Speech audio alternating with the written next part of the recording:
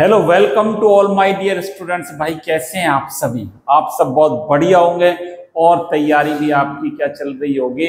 बहुत बढ़िया चल रही है। साथ के साथ आप सारी क्लासेस को देख रहे हैं? नहीं देखिए बच्चों, जो पहली बार इस चैनल से जुड़े हैं तो प्ले लिस्ट में सारी क्लास बेटा उपलब्ध है। आप प्ले लिस्ट में 1 बाय 1 करके सारी क्लासों को देखें, उनके नोट्स बनाएं, तब इस नई क्लास पर आप आएंगे तो आपको सारी चीजें समझ में आएंगी। देखिए, थर्मोडायनेमिक्स की बात कर रहा हूं मैं आज, और थर्मोडायनेमिक्स में आज जो मैं टॉपिक बात करूंगा वो आज हमारा टॉपिक क्या है? थर्मोडायनेमिक्स में मैं बात करूंगा स्टेट और पाथ फंक्शन। क्या अवस्था और पथ फलन ये क्या होता है, इन सब के बारे में डिटेल पढ़ेंगे। बहुत ही इंपॉर्टेंट टॉपिक है। और देखिए, थर्मोडायनेमिक्स एक मैथमेटिक्स की तरह इसमें मार्किंग होती है, केवल मैथमेटिक्स और फिजिक्स का रूप है, और केमिस्ट्री में भी हम इसको पढ़ते हैं। इसलिए आप जब तक इसको लिखकर नहीं याद करेंगे आपको समझ में नहीं बात बनेगी। हमें देखना पड़ेगा, क्लासेज हमें सुननी पड़ेगी, नोट्स बनाने पड़ेंगे बेटा, तब ये समझ में आएगी। नहीं तो बायो वाले बच्चों को तो बहुत डर लगता है, वो सारा डर आपका यहाँ निकल जाएगा। कोई डर नहीं रहेगा थर्मोडायनेमिक्स से, और आपके लिए बहुत हलवा बन जाएगा ये, आपके लिए बहुत हलवा बन जाएगा और आपको सबसे इजी लगने लगेगा थर्मोडायनेमिक्स। अभी तक हमने कई क्लासेस पढ़ ली, आपको काफी बढ़िया लग रहा होगा। और आज बात करूंगा स्टेट और पाथ फंक्शन, ये फलन क्या होते हैं, अवस्था और पथ फलन। शॉर्ट नोट आ जाता है कई बार एग्जाम में, तो इंपॉर्टेंट है एग्जाम के दृष्टिकोण से भी, अवस्था और पाथ फलन पर। अब देखिए, इनको पढ़ने से पहले आपको एक छोटी सी बात बताता हूं। यहां पर देखिए कैसे अवस्था और पथ फलन कैसे। मान लीजिए आप अपने घर में बैठे हैं, ये घर है, ये बेटा आपका क्या है, घर बना दिया, ये आपका घर है, और यहां पर आप ये उपस्थित है, घर पर उपस्थित है। इसका इससे क्या लेना देना है सर? इससे लेना देना है। इसको देखिए, अवस्था और पथ फलन क्या होता है भाई। अब आप घर से कहां जा रहे हैं? अपने स्कूल जा रहे हो। कहां जा रहे हो? स्कूल की तरफ चल दिए, या कॉलेज की तरफ चल दिए। बचपन में स्कूल जाते थे ना आप। अब यहां पर आप स्कूल गए या कॉलेज, अब बड़े हो गए तो कॉलेज जा रहे हैं। अब ये आपका स्कूल आ गया, कॉलेज आ गया, ये लो, ये आपका क्या है, कॉलेज। ये आपका कॉलेज है। एक रास्ता आपका सीधा सीधा ये है, और कॉलेज में क्या है, आपके टीचर। ये आपके टीचर लो भाई, ये आपके क्या बना दिए मैंने, ये टीचर बना दिए, ये टीचर बना दिए। ये आप खुद हैं, ये कौन है, स्टूडेंट्स। और ये क्या है भाई, आपके टीचर। अब आप इस कॉलेज पहुंच गए, स्कूल पहुंच गए। एक रास्ता ये है, लेकिन आप इस रास्ते से नहीं जा रहे। आप कौन से रास्ते से जा रहे हैं? जहां आपका एक दोस्त रहता है। आप घूमकर यहां जा रहे हैं, अगर यहां आपके क्या है, दोस्त का घर है। ये फ्रेंड हाउस है आपके। ये क्या है, यहां आपका कौन रहता है, दोस्त रहता है। ये कौन रहता है, ये फ्रेंड रहता है। आप यहां पर जाते हैं। घर में आपके साथ कौन रह रहा है बेटा? घर में सर हमारे पेरेंट्स भी रहते हैं। लो, पेरेंट्स को भी बना दिया सर, आज तो सारी चीजें बना दोगे आप। ये आपके कौन है, पेरेंट्स है। ये आपके पेरेंट्स बना दिए, पेरेंट्स है, ये स्टूडेंट है, ये कॉलेज है, ये टीचर। अब स्टेट और पाथ फंक्शन से इसको कैसे रिलेटेड कर रहे हैं, इसको समझो। ये जो आपके पेरेंट्स हैं, मॉम डैड हैं, आपके पेरेंट्स हैं, आपके मम्मी पापा हैं। क्या लिख दूं? मम्मी पापा लिख दिया। ये क्या है, पाथ फंक्शन। ये क्या है, पाथ फंक्शन है, ये पाथ फंक्शन है। और टीचर आपके क्या है, ये टीचर आपके क्या हो गए, स्टेट फंक्शन। सर ये बात कोई जम नहीं रही, हमारे समझ में नहीं आ रही, मुझे पता है। यहाँ पर देखिए, अब इसको समझें क्या चीज है, स्टेट फंक्शन क्या है, पाथ फंक्शन क्या है। आप यहाँ से स्कूल गए, इस रास्ते से एक तो वे ये है और दूसरा रास्ता आपका ऊपर वाला है। अब आप यहाँ से यहाँ स्कूल गए, आपके टीचर स्टेट फंक्शन है। इन टीचर्स को आपसे कोई ये मतलब नहीं है कि आप किस रास्ते से आए। टीचर को केवल इतना मतलब है कि आप घर से कॉलेज स्कूल टाइम पर पहुंचे। उनको ये मतलब नहीं है कि आप किस रास्ते से आए। कोई टीचर नहीं पूछेगा आप किस रास्ते से चलकर आए।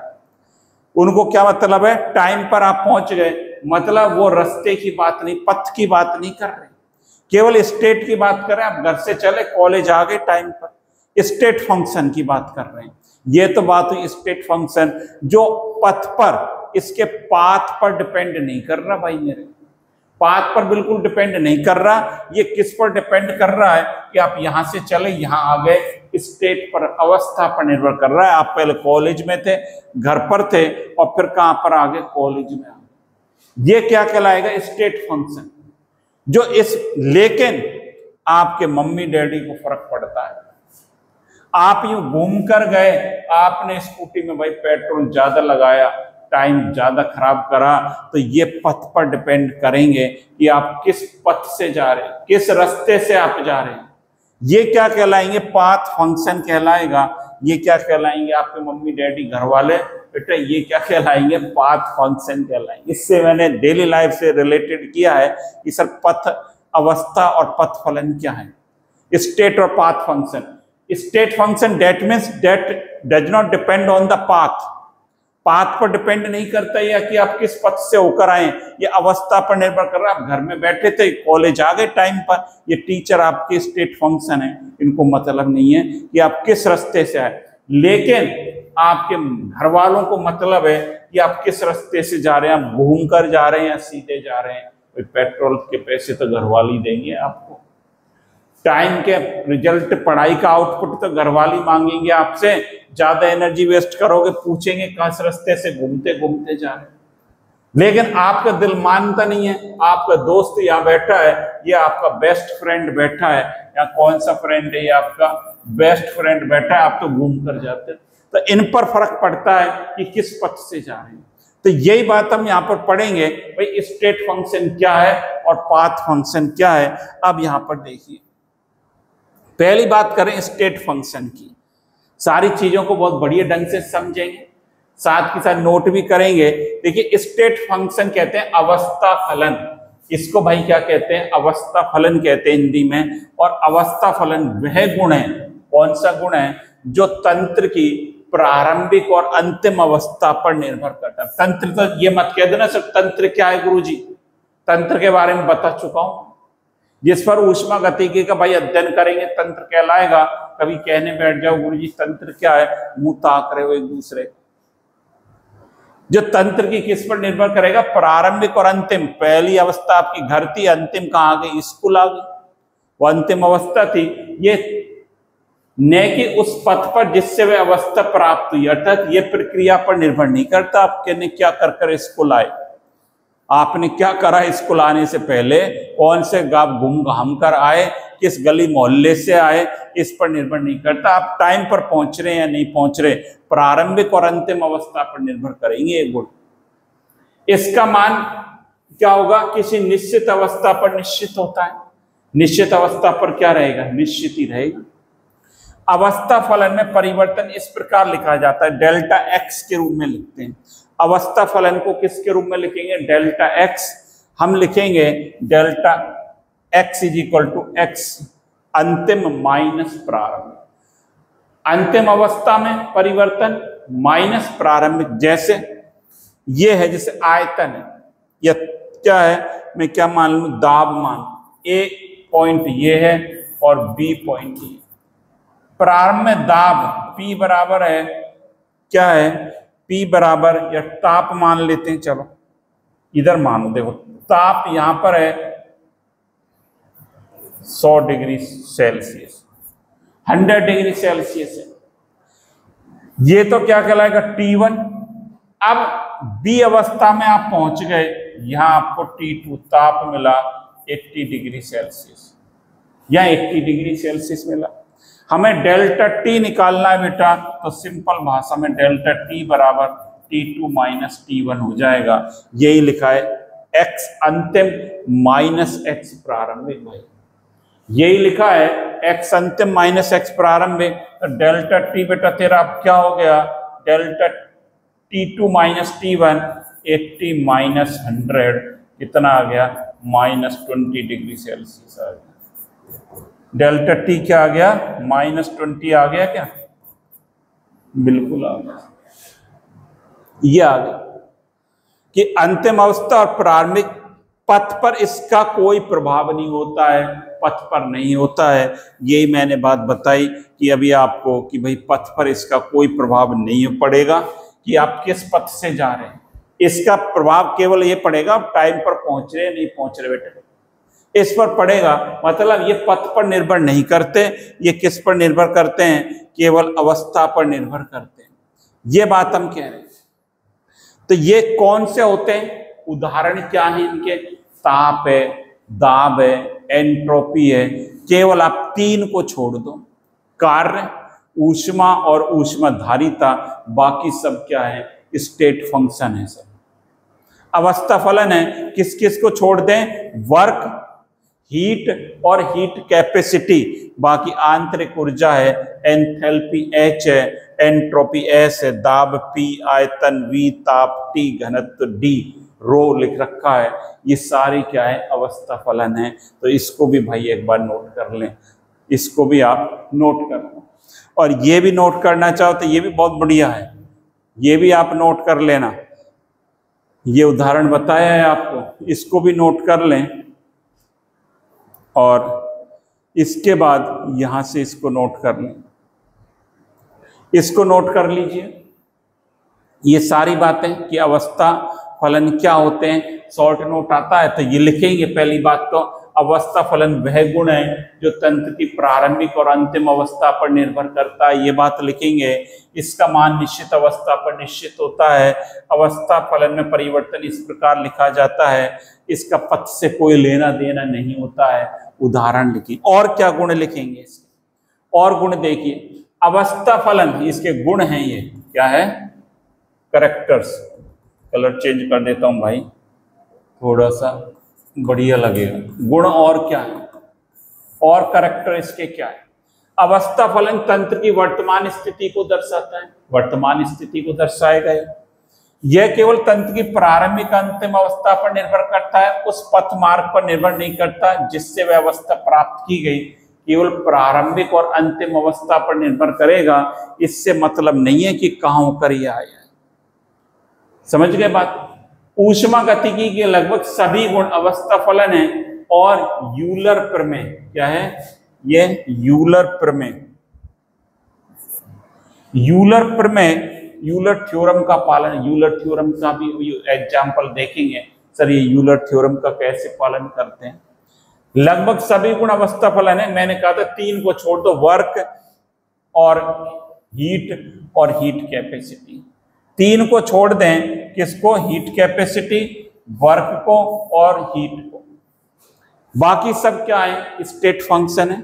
सभी अवस्था फलन पूर्ण अवकलन होते हैं, एग्जैक्ट डिफरेंशियल होते हैं। इसकी भी बात अभी करेंगे। या क्या होते हैं, एग्जैक्ट डिफरेंशियल होते हैं, अपूर्ण नहीं होते, एग्जैक्ट होते हैं, संपूर्ण होते हैं।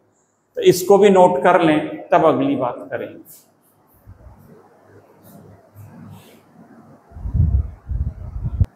कर लिया भाई, नोट कर लिया, बहुत बढ़िया। स्क्रीनशॉट ले लिया करें, या कॉपी में आप नोट करते हैं रजिस्टर में, तो वो बहुत ज्यादा अच्छी बात है यदि आप साथ के साथ इनको नोट करते हो। स्टेट फंक्शन की बात कर रहे हैं, ये हिंदी मीडियम वाले बच्चों के लिए बात करिए। अब इंग्लिश मीडियम वाले बच्चों के लिए भी देख लें, उनके लिए भी नोट्स बनाने हैं। क्या state function is a property. State function क्या है, it is the property of the system that depends only, किस पर डिपेंड करेगी, on initial and final state of the system. Property of the system that depend only on the initial and final state of the system and not to the path. Path पर depend नहीं करती है, taken to the reach that state. It is independent of the process. Process पर निर्भर नहीं करती, आप कहाँ घूम घाम कर आए हो, केवल किस पर डिपेंड करती है, इनिशियल फाइनल स्टेट पर डिपेंड करती है, किसके, सिस्टम के। A state function depend only on the state of the system, not on how the system reach that state. इस पर डिपेंड नहीं करती कि सिस्टम कैसे पहुंचा, how the system reach at the state, कैसे वो एक अवस्था से दूसरी अवस्था में पहुंचा, इस पर डिपेंड नहीं करता, ये केवल स्टेट पर डिपेंड करती है। It is property that has a fixed value at a given state. हर गिवन स्टेट पर क्या रहेगी, फिक्स वैल्यू रहेगी। Changes in state function are written as delta x is equal to, भी बताया था, यहाँ पर बताया था, तो डेल्टा एक्स की वैल्यू आप कैसे लिख सकते हैं, यहाँ बताया था, यहां से आप भी समझ लेना। ए और बी पर टेम्परेचर, ए पर 100 डिग्री सेल्सियस, बी पर 80 डिग्री सेल्सियस था, डेल्टा टी क्या हो गया, T2 माइनस T2, अंतिम माइनस क्या हो गया, प्रारंभ। यदि ये ऐसे हो जाए, जरूरी नहीं है ये हमेशा यही ज्यादा रहेगा, ये ऐसे भी हो सकता है, यहां पर समझो, जरूरी नहीं है हमेशा इसी तरह आएगा, ये ऐसे भी आ सकता है कि ये T1 इस पॉइंट पर और यहाँ T2, यहां पर टेम्परेचर अपना कितना है, यहां पर मैं टेम्परेचर लिख देता हूं 30 डिग्री सेल्सियस और यहां पर 80 डिग्री सेल्सियस, ऐसा भी हो सकता है। तो ये क्या हो जाएगा, डेल्टा टी बराबर T2 माइनस T1, भाई क्या हो गया, ये 80 माइनस 30, ये सर दिख नहीं रहा होगा आपको, इसलिए थोड़ा सा इसको इधर ले लेते हैं, ये क्या आ जाएगा, बराबर क्या आ जाएगा 50 डिग्री सेल्सियस, ये ऐसे भी हो जाएगा। Path taken to reach from initial to final does not matter, इस पर डिपेंड नहीं करता कि कैसे पहुंचे है। Path taken to reach from initial to final, आपने किस पाथ को फॉलो करा इस पर डिपेंड नहीं करता, आप बस इस एक स्टेट से दूसरी स्टेट में पहुंच गए। Internal energy, enthalpy, entropy, pressure, volume, temperature, all are the state function except work, heat and heat capacity. इन तीन को छोड़ दें, बाकी सब क्या है, स्टेट फंक्शन है। ये बात यहां भी और कैरेक्टरिस्टिक्स की बात कर रहे हैं।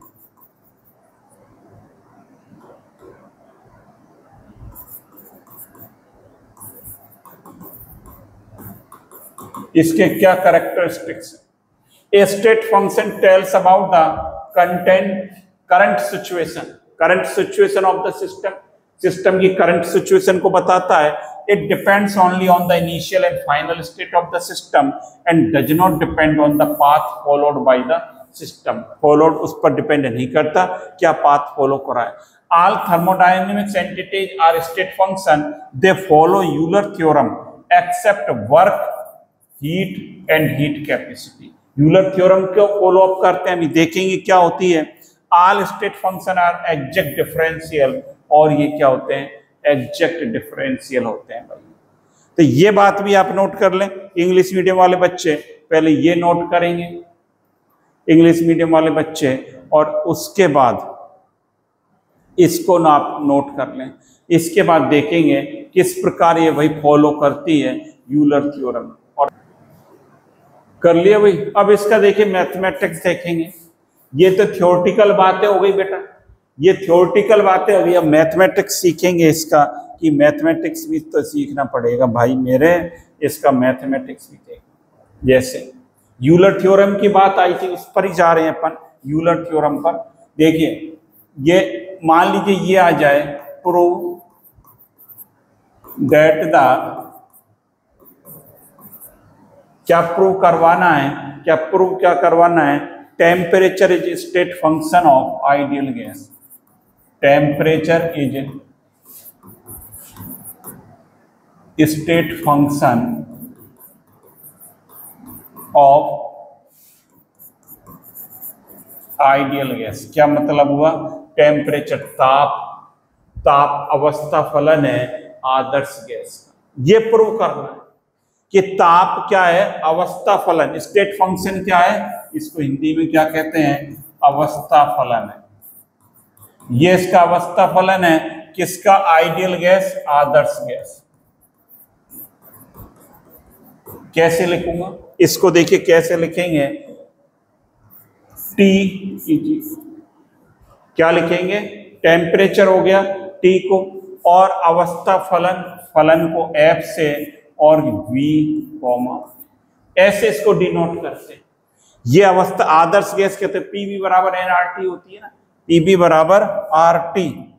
आदर्श गैस क्या होती है, पीवी बराबर एन आर टी। एन मोल लें, 1 कर दूं, एन क्या है, मोल की संख्या, पीवी बराबर क्या होती है, आर टी। ये होते हैं एन और आर तो क्या है, कांस्टेंट है, टी बराबर क्या है, वी और पी हो। ये इसको प्रूव करना है। अब मैथमेटिक्स में समझिए कि इसके ये स्टेट फंक्शन है टेम्परेचर, और यूलर थ्योरम से इसको प्रूव करना। कैसे करेंगे, देखिए इसको कैसे लिखेंगे, ध्यान से समझिए कैसे लिखेंगे। डेल टी, इसका डेल टी का किसके साथ, डेल वी के साथ। मैंने लिखा इसका differential del T upon del V, और कांस्टेंट क्या लग दिया, पी लिख दिया, और overall del upon del P, और ये क्या हो गया, कांस्टेंट यहां पर क्या हो गया, वी हो। बात आ रही समझे, डेल पी और डेल वी, और ये पी कैसे लिखा, डेल टी, समझ लें, डेल टी लिखा, और किसके साथ करा है, डेल वी के साथ इसका डिफरेंशियल, और ये जो है कांस्टेंट क्या रह गया, दूसरी राशि कांस्टेंट हो गई पी, और ओवरऑल क्या है, डेल अपॉन डेल पी के साथ, और ये इज इक्वल टू। अब दूसरे को आप बता दो कैसे लिखूंगा, सर ये लिखोगे डेल टी ओवर क्या, डेल वी के स्थान पर अब क्या लिखूंगा, पी, और यहां पर कांस्टेंट v आ जाएगा, यहां पर क्या लिखूंगा, डेल अपॉन डेल v लिखेंगे सर, और यहां पर क्या लिखेंगे, इस प्रकार लिखेंगे, ऐसे लिखा जाएगा।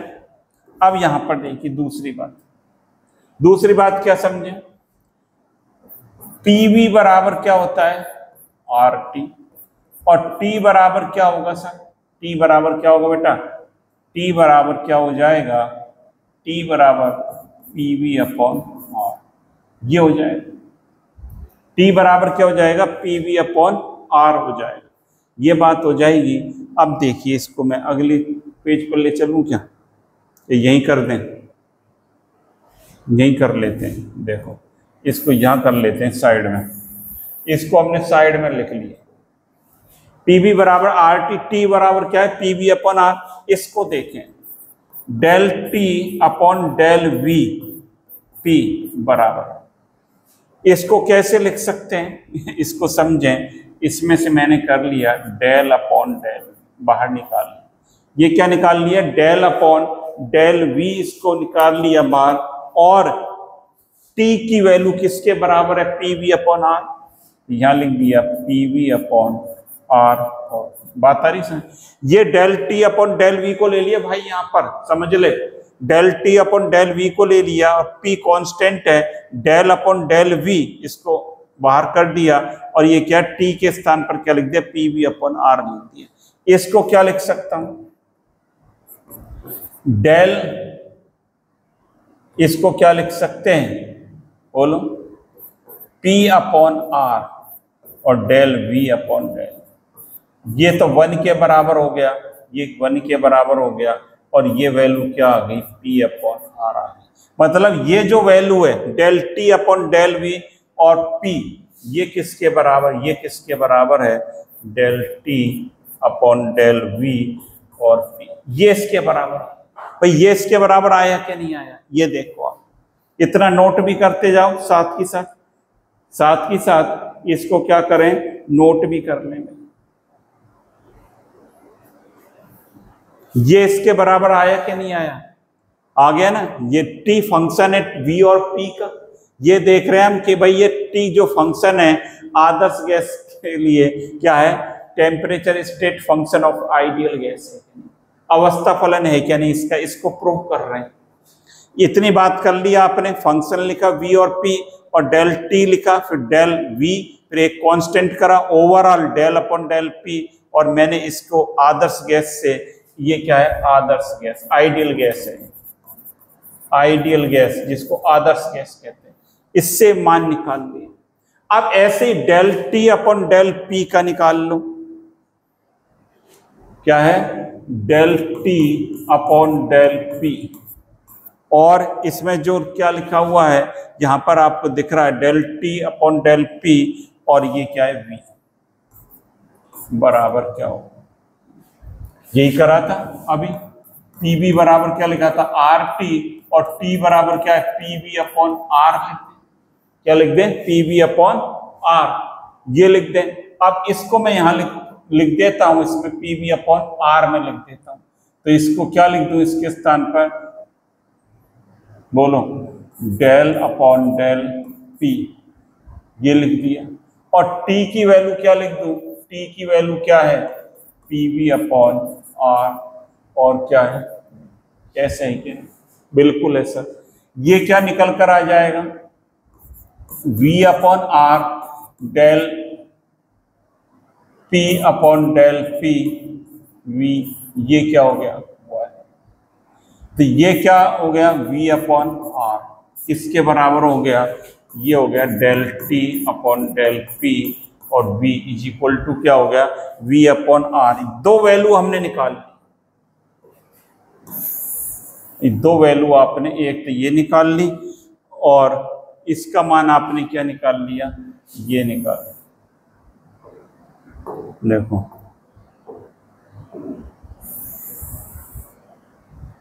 एक ये निकाल। दो मैथमेटिक्स इसका समझने की कोशिश करें आप, सारी चीजों को बहुत बढ़िया ढंग से समझे बेटा, कहीं कोई दिक्कत नहीं है, आराम आराम से इनको समझें।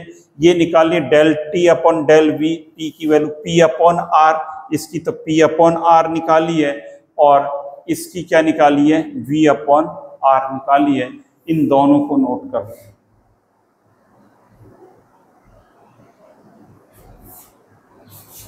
अब देखो क्या लिख सकते हैं इसको, यहां पर देखें भाई क्या लिख सकते, अब इसके स्थान पर मैं क्या लिख सकता हूं p अपॉन आर लिख सकता हूं क्या नहीं, तो डेल अपॉन डेल p, ये क्या बन जाएगा, ये यहां से लिख लें, यहां लिख लें डेल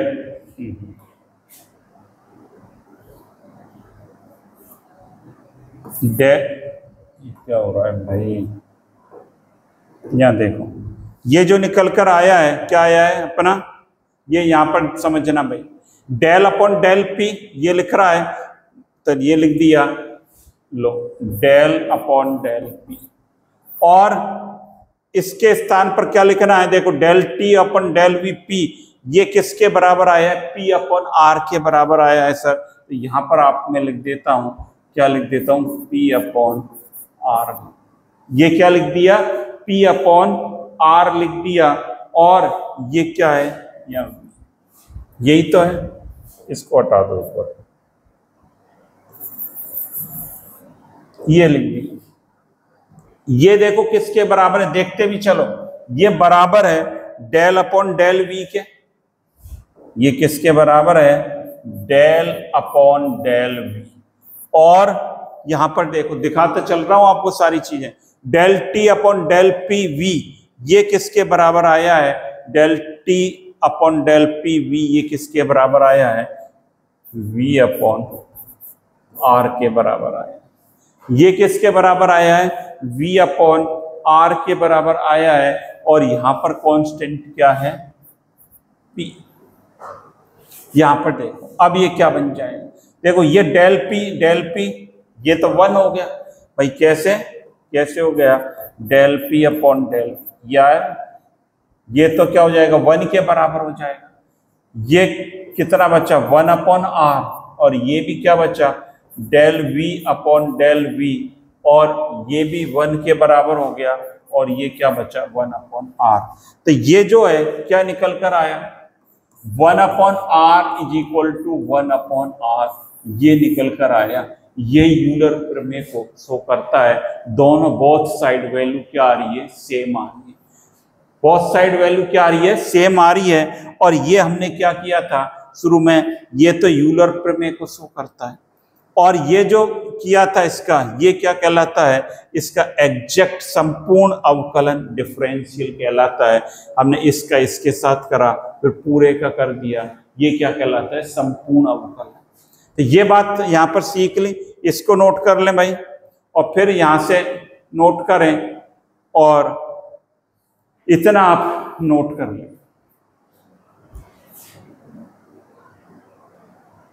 बना लिया बेटा? तो ये आपने देख लिया। तो ये जो आई दोनों वैल्यू क्या आई, सेम आई, मतलब फॉलो, क्या लिखेंगे, फॉलो यूलर प्रमेय, यूलर थ्योरम। या एक बात तो ये प्रूव हो जाती है, इसका मैथमेटिक्स ये है कि जो ये आपने देख लिया, टेम्परेचर क्या है, स्टेट फंक्शन है, ये हमने देख लिया, इससे प्रूव होता है। एक बात और है इसके लिए, क्या है, इसका भी हम देखेंगे। क्या एक बात और समझने की कोशिश करेंगे यहाँ पर, एक बात और, क्या, जो साइक्लिक इंटीग्रल होता है स्टेट फंक्शन का, वो क्या होता है, जीरो होता है। अवस्था फलन का चक्रीय समाकलन, क्या लिखूंगा, अवस्था फलन, देखिए भाई, का चक्रीय समाकलन, चक्रीय समाकलन क्या होता है, जीरो, जीरो, शून्य होता है। चक्रीय समाकलन क्या होगा, जीरो होता है। अवस्था फलन का चक्रीय समाकलन क्या होता है, जीरो। कैसे, मान लीजिए, क्या लिखेंगे, इस इंटीग्रल जो है, cyclic integral of state function is zero, क्या लिखूंगा, cyclic integral of state function is zero होता है। इसको भी प्रूव करना है, कैसे, मान लीजिए, सपोज इफ जेड इज क्या है, स्टेट फंक्शन, जेड कोई अवस्था फलन है, जेड क्या है, ये क्या है, जेड, जेड क्या है, अवस्था फलन है। तो ये कह रहे हैं इसका साइक्लिक इंटीग्रल, कैसे साइन लगाते हैं इंटीग्रल का, तो ऐसे साइक्लिक का बराबर क्या होता है, जीरो। इसका जो साइक्लिक इंटीग्रल जो होता है, चक्रीय समाकलन, भाई कितना निकल के आता है, तो जीरो आता है। बेटा मुन्ने इसको ध्यान से समझ ले और ये अपने दिमाग में बिठा ले कि इसका मान जीरो होता है। कसम खा लो, भूलोगे नहीं। और मेरी कसम मत खाना कि गुरुजी सिमट जाए, कसम अपने हिसाब से देख लेना भाई, आपको किसकी कसम खानी है। इसलिए कसम खा लो कि भाई इसको भूलोगे नहीं। इसका चक्रीय समाकलन कितना होता है, जीरो, और कसम अपने हिसाब से खा लेना किस किस की खानी है। और मैं भाई मेरी लाइफ में बहुत खुश हूं, इसलिए मेरी कसम खाने की आवश्यकता नहीं है किसी को। ये बात का ध्यान रखना, नोट कर लें इसको भी अभी देखते हैं इसका साइक्लिक इंटीग्रल कैसे जीरो आता है। चलिए इसकी बात करते हैं। इसका जो साइक्लिक इंटीग्रल वो जीरो क्यों है, यहां पर देखो, जैसे ये एक अवस्था है ए, यहां लिख देता हूं, और भाई जैसे मैंने लिखा ए और ये है आपके बी, ऐसे बनाओ, ये ए ये बी, ये ए से बी में, या वॉल्यूम जो है पहले जो हमने मान लिया यहाँ 50 लीटर है, वॉल्यूम कितना है यहाँ पर 50 है ए अवस्था पर, और बी पर वॉल्यूम हो गया भाई 30 लीटर, ये इतना है। अब बी से ए में आए, दोनों तरह से निकालेंगे क्या, देखो इसको समझो। ए से बी में गए तो डेल्टा वी बराबर क्या निकालेंगे, ए टू बी, क्या निकालूंगा, ए माइनस बी, या तो ये होगा 50 माइनस 30 बराबर क्या होगा 20 होगा। और डेल्टा वी और क्या कर सकता हूं, ये तो है ए से बी में, और बी से ए में आए तो क्या लिखोगे 30 minus 50 minus 20। Total delta, total volume में परिवर्तन कितना हुआ, डेल्टा वी टोटल की बात करूं तो 20 प्लस माइनस 20 कितना आया, 20 माइनस 20 कितना आ गया, 0 आया, शून्य आया। परिवर्तन क्या हुआ, 0 हुआ। इसको मैथमेटिक्स में इंटीग्रल फॉर्म में भी समझ लेते हैं। कैसे, ये कह रहे हैं कि इसका साइक्लिक जो इंटीग्रल है वो क्या रहता है, 0 रहता है। कैसे रहेगा, यहां देखो, ये कह रहे हैं डेल्टा जेड बराबर, ये कहां से, ए से बी में गया जेड, एक तो ये तरीका है, प्लस दूसरा बी से ए में आया जेड, यही तो करा अपन ने, ये यहां समझ रहा हूं, ए से बी में और बी से ए में, इसको प्रूव कर रहा हूं, ये है। और जो ए से बी में जेड है, ये किसके बराबर है, ये किसके बराबर है मुन्ने, ये बेटा बराबर है माइनस बी से ए, ये इसके माइनस के बराबर है भाई, ये इसके ही तो बराबर है दोनों, आप समझ रहे हैं। ए से बी में गया और ये किसके बराबर है, बी से ए में आया, इसके बराबर ही तो है। ये ए से बी, ये रहा माइन 20, और ये किसके बराबर है, बी से ए में आया, ये इसके बराबर, दोनों बराबर ही तो है। मैंने ये लिख दिया है साइक्लिक इंटीग्रल, इसका चक्रीय समाकलन ए से बी और बी से ए से बी किसके बराबर है, माइनस, इसके स्थान पर ये लिख सकता हूं जेड, क्या लिखूं, माइनस बी से ए जेड, और प्लस ये हो गया, और ये प्लस में क्या लिखूंगा, इसको थोड़ा छोटा लिख कर देता हूं, प्लस में क्या लिखूंगा, साइक्लिक इंटीग्रल, ये क्या है, बी से ए जेड, क्या लिखूंगा, देखो जेड बराबर माइनस बी से ए जेड प्लस बी से ए जेड, ये कैंसिल आउट हो गए, और ये बराबर किसके आएगा, 0। मतलब जो है इसका जो साइक्लिक इंटीग्रल आया किसके बराबर आया, 0 के बराबर।